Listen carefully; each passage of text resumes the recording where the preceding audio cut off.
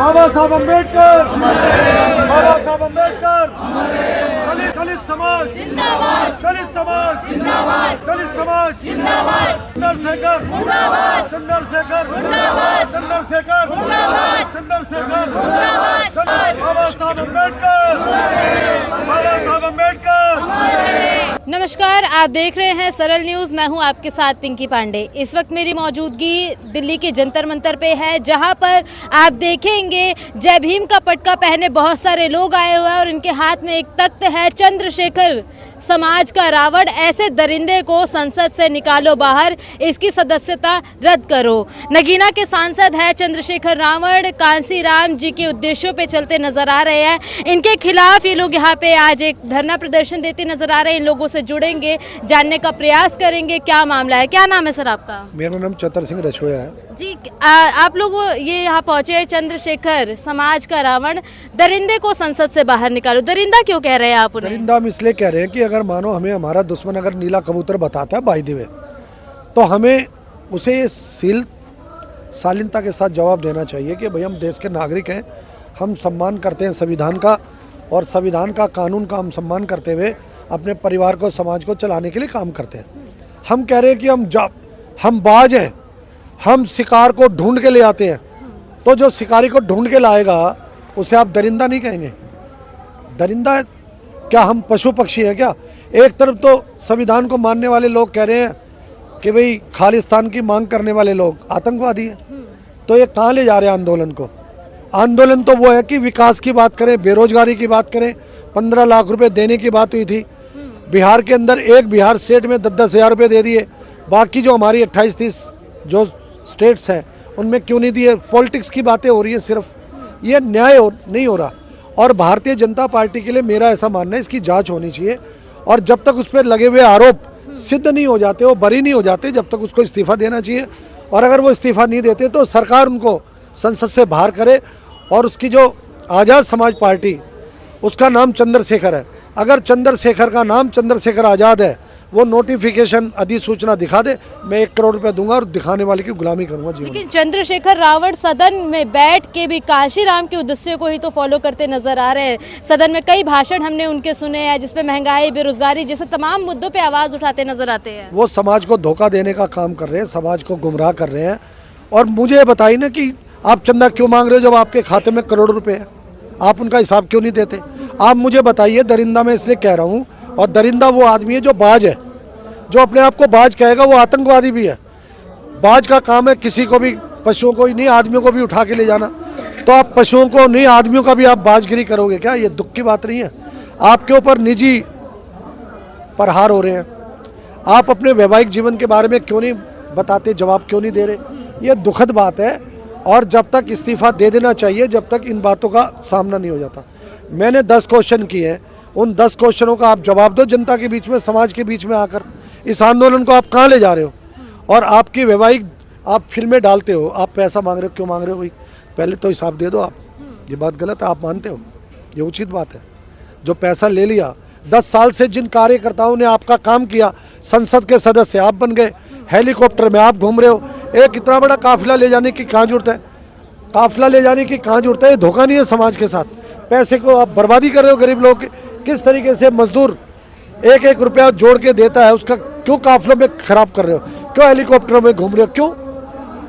अभी हमने आपकी प्रेस रिलीज भी पढ़ी, और चंद्रशेखर रावण के ऊपर अभी सबसे बड़ा आरोप सोशल मीडिया पे भी एक महिला है रोहिणी नाम की, वो लगाती नजर आ रही है कि उनके साथ उन्होंने धोखाधड़ी की है। प्रेस रिलीज में भी हमने पढ़ा, आपने उसके बारे में भी जिक्र कर रखा है। इसके बारे में क्या कहना चाहिए? मेरा एक कहना है कि चंद्रशेखर को समाज के बीच में आना चाहिए, और जो लड़की शिकायत करता है, कोई भी हो, देश की बेटियां, आप भी मेरी बहन हो, जो बहनें अगर शिकायत करें तो आमने सामने आके फैसला करो।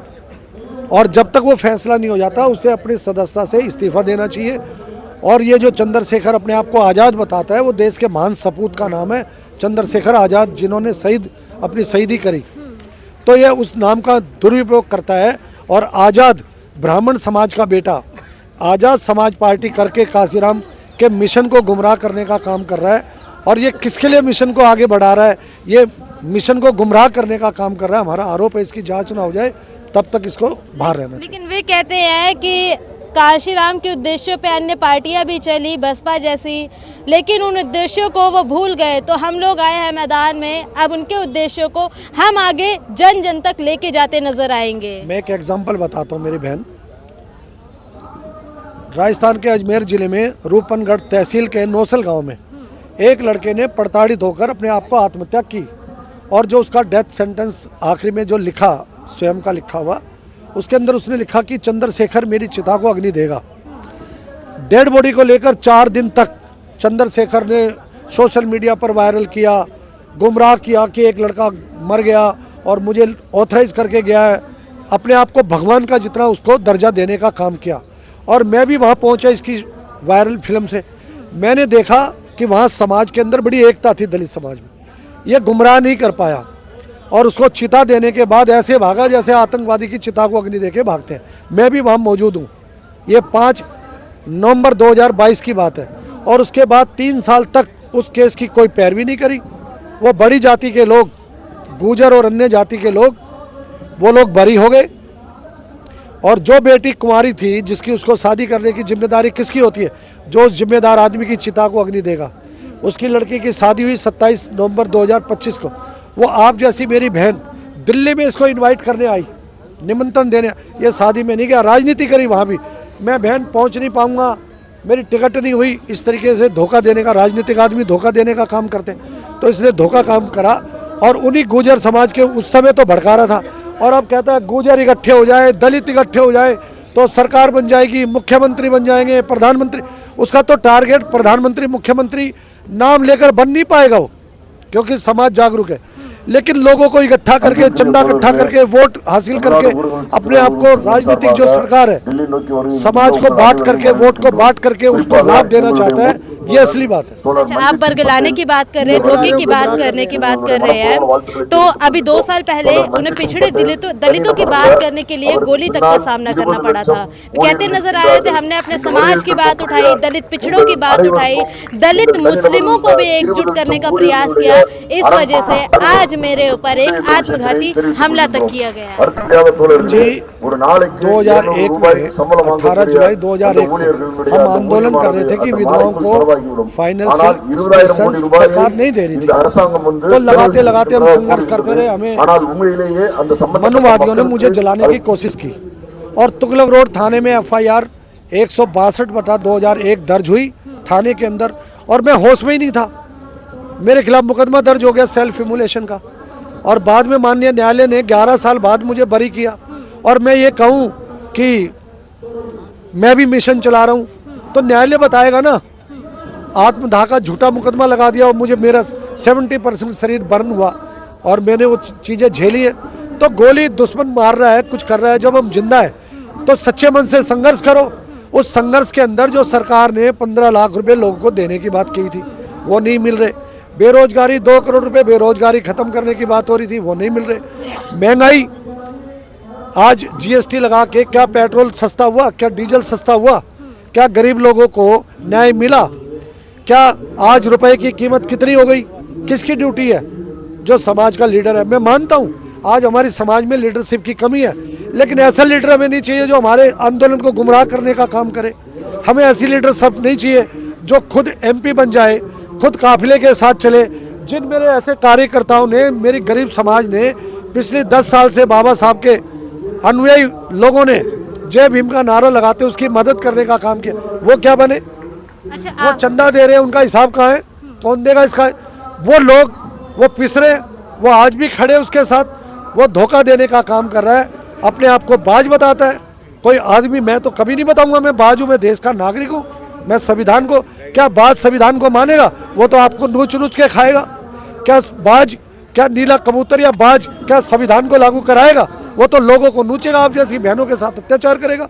अच्छा, उन शिकायतों को आपका ये आंदोलन है, कहीं ना कहीं जो लोग चंद्रशेखर रावण को एक क्रांतिकारी मानते हैं, एक देवता के समान पूजते नजर आ रहे हैं, आपके ऊपर भी उंगलियां उठती नजर आएंगी। ये वीडियो जैसे ही वायरल होगी तब आप इस आंदोलन को कैसे आगे तक लेके जाएंगे? मैं कहता हूं कि कोई मुझे लीगल नोटिस देगा, मैं उसे सबूत के साथ, मैं उसके आमने सामने जाकर प्रमाण दूंगा। और एक जीता जागता ओम प्रकाश रेगर हमारे बीच में था, जिसने उसको भगवान मानते हुए आत्मदाह करके और ये लिखा था कि मुझे अग्नि आप दोगे, और ये अग्नि दे के आया।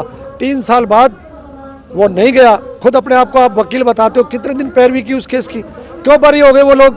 और कितने एग्जाम्पल है, मुझे बताओ कि कितने लोग की आपने वकालत करी, कितने लोग रोज प्रताड़ित हो रही है हमारी समाज की बेटियां। मुझे डिटेल दो, समाज के आके बीच में हिसाब दो, मैं भी हिसाब दूंगा मैं क्या कर रहा हूँ। और मैं कोई आपसे कह ही नहीं रहा कि आप गुमराह करो, मुझे सांसद बनाओ। मैं बनना ही नहीं चाहता सांसद, मैं बनना ही नहीं चाहता सरकार में। मैं तो आंदोलन, समाज को जागरूकता फैलाना चाहता हूँ और ये मेरा हक है। बताओ आपको कोई आपत्ति है तो? चलिए, देखिए हमारे साथ कुछ लोग थे जो कहीं ना कहीं चंद्रशेखर रावण जो नगीना के वर्तमान सांसद हैं, उनके प्रति इनके बीच में बहुत रोष है।